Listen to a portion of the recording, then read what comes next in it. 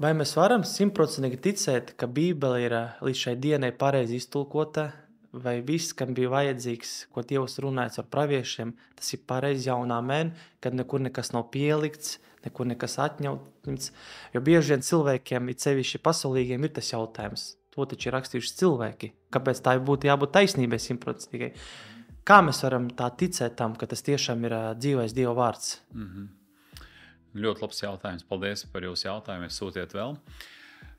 Pirmkārt, es ticu tādam Dievam, kurš var savu vārdu saglabāt līdz mūsu dienām. Tātad Dievs pats kontrolē to, ko viņš mums ir devis, un kā viņš sākumā vadīja tos 40 autorus, ar kuriem viņš rakstīja šo te svēto grāmatu 1600 gadu laikā.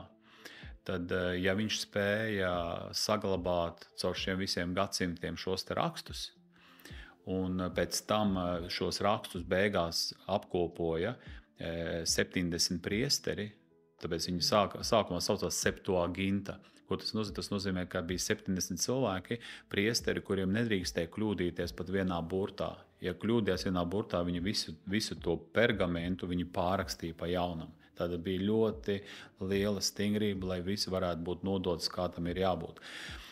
Jā, tātad Bībelē teiks, ka šie raksti nav patvaļīgi iztulkojumi, ja Pēters rakstīja, jo viņi nekad nav celšies pēc Dieva gribas, bet to ir cilvēki runājuši, pravieši, svētā gara spēkā.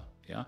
Un ko tas nozīmē? Tas nozīmē, ka Dievs pats ir iedevis caur cilvēkiem šo vārdu, kurā viņš arī faktiski beigās teica, ka šim vārdam neko nedrīkst pielikt un neko nedrīkst atņemt. Ja? Tad Dievs pats tā kā ir iedevis tādu balsi, un tāpēc viss, kas šeit ir rakstīts, kā mēs arī lasām 2. Timoteja 3. nodaļu, 16. pantu, visi šie raksti ir Dieva iedvesti un ir noderīgi mācībai, vainas pierādīšanai, labošanai, audzināšanai taisnībā, ja? Lai Dieva cilvēks būtu pilnīgi sagatavots katram labam darbam. Tātad, ja šeit būtu nepareizs, viss viltīgs vai mānīgs, svētais gars nelabotu, svētais gars neparādītu vainu, nebūtu Dieva darbība, tāpēc, ka nav patiesība, sagrozīta patiesība, patiesības gars melos nepiedalās. Tāpēc es 100% esmu pārliecināts, ka šeit ir patiesība, tāpēc, ka caur viņu strādā svētais gars. Man. Saproti, viņš maina raksturs, viņš uzrunā, viņš atklāja raksturvietas. Man pat viens cilvēks aizkrauklē, ja? Viņam ir pravietiskā balss, Ivans, to laikam zini. Jā. Viņš saka, ka es vēl nebiju ticīgs, biju, pareizā saku, jau ticīgs, bet es vēl nebiju tā kā vārdā iedziļinājies, nebiju tik ticīgs, kā tagad viņš ir mācītājs. Ja? Viņš saka, viņam bija no Dieva pravietiskais vārds, un pravietiskais vārds bija no Bībeles raksturvieta. Un tieši viņš saka, es nekad nebiju aizgājis līdz tām raksturvietām, bet viņam Dievs nocietēja rakstu. Un viņš saka, es lasu, un reku ir tā rakstvieta vārds vārdā.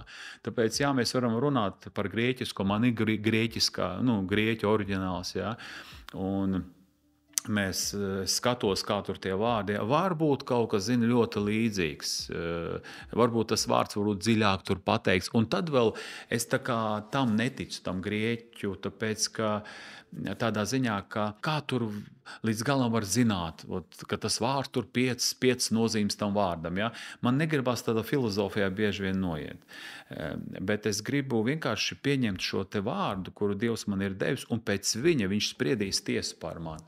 Ja? Tad es ticu, ka šis vārds, kas mums ir dots, viņš aizved mūs līdz debesīm. Varbūt tur kaut kādas lietas ir mazliet pamainītas, bet tik un tā Kristus ir miris krustā, Kristus ir augšām cēlies, viņš ir svēto garu sūtījis, un pa lielam visa te doma viņa ir visa patiesa. Cik es lasu, redzu, viss man ir sazīmēts. Es nekur neredzu, ka kaut kas tā kā neštim, ka tur bija teikt šitā, šeit tev kaut kas ir cits, pavisam rakstiem ir tāda kopbilde. Tāpēc es ļoti ticu rakstiem. Es vienmēr biju ļoti skeptisks. Teicu, vēsturi var pārrakstīt. Kurš zina, kas tādā vēsturē bijis? Katra paudze pārraksta pa savam, kā viņiem izdevīgi. Ja? Bet Bībele, tas ir Dieva vārds, caur kuru Dievs pats šodien strādā. Jā un amen. Jā, un citreiz cilvēki atnāk, ticīgi vai neticīgi, un runā par kādām lietām, kas notiek mūsdienās. Un pēc tam viņš saka, bet tas taču ir Bībelē rakstīts, it sevišķi atklāsmes grāmatā. Par Jā, daudz lietām, ko Dievs pat Jēzus brīdināja, pat vecajā derībā, kas tas arī tagad piepildās, ko mēs redzam. jā. Arī tas ļaunais, ne tikai Tieši tas. tā. Un zini, kāpēc tādi jautājumi paceļās? Vai tiešām Bībele tur ir pareizi, vai tur nav kaut kāds kļūdas? Tāpēc, ka Sātanam pats galvenais nošaubīt cilvēku Bībelē. Ja cilvēks šaubās Bībelē, par ko mums runāt tad, Dāvid? Ja cilvēks saka, nē, tur ir kaut kāda tur planētas, ir kaut kādas tur reliģijas, citas arī labas. Ja viņam nav autoritāte Bībele, mums nav, jo mūsu pamats ir Bībele. Visi raksti. Tāpēc mums ir, kā Bībele teica, kas man tic, kā rakstos sacīts, no tā plūdīs dzīvo ūdens straumes. Ja? Un Jēzus teica, jūs pētījāt rakstus un domājat ar viņiem iegūt mūžīgo dzīvību, bet viņi par mani liecina. Par Kristu. Un viņš gāja dziedināja, augšām cēla. Kā tur varēja grieķiski citādīgi pateikt? Mironis bija un Mironis augšām cēlās. Ja? Fakti visi ir notikumi. Viss tā arī ir. Ja? Tāpēc mēs šiem rakstiem ticam un zinām, ka Dievs viņš nekad nemelo. Arī par pašu Jēzu runāts tajā vecajā derībā daudz gadus pirms. Un es domāju, pat tajā laikā cilvēki teica tādu jautājumu, vai tiešām tā būs? Kāpēc jūs ticat tam vispār? Jā, un piepildījās Jēzu viss 100%. Jā, 100%. Un es domāju, bija daļa cilvēku, gan kā mūsdienās, gan arī tad, ka daļa tiešām teica, neticiet tam. To cilvēku runā. Protams. Tas nav to vērts. Bet tie, kas noticēja, tie sagaidīja to pestītāju, to mesiju. Vienmēr ir bijuši tā, laikam Noās laikā, kad viņš šķirstu cēla, maz varbūt viņam, kas ticēja, ka plūdi būs. Lats atnāca pie saviem radniekiem, teica, ka pilsēta Sodoma un Gomora būs sadedzināta. Viņiem likās, ka jocīgs ko viņš te runā. Tāpēc tas viss ir tā, ka Bībelē teikts, ka ne visi ir uzņēmuši, kā jau Jesaja saka, ja, kungs, kas ir ticējis mūsu vēstī, kam ir atklājies tā kunga elkonis. Ja, un tiešām tas ir tāda dāvana, ka tu vienkārši tam notici. Tāpēc, ka Dievs tevi tā vadīja, Dievs tevi tā atklāja, un tas ir brīnums.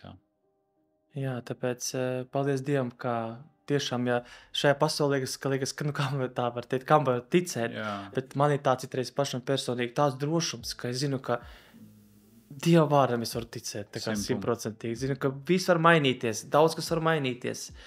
Bet Dieva vārds vienmēr paliks. Un tiešām, kā jau mācītājs minēja, ka Bēlns negrib, lai mēs ticam rakstiem. Tas ir, viņš ir galvenais to, bet es tev iedrošinu, ka tici, tas ir pats galvenais, tie ir raksti. Un arī man svarīgi arī tas ir, ka rakstos var atrast to iedvesmu, dzīvi, to mieru, prieku un arī tevi iedrošinu, lai tu tajā meklē. Lai Dievs jūs bagātīgi svētī.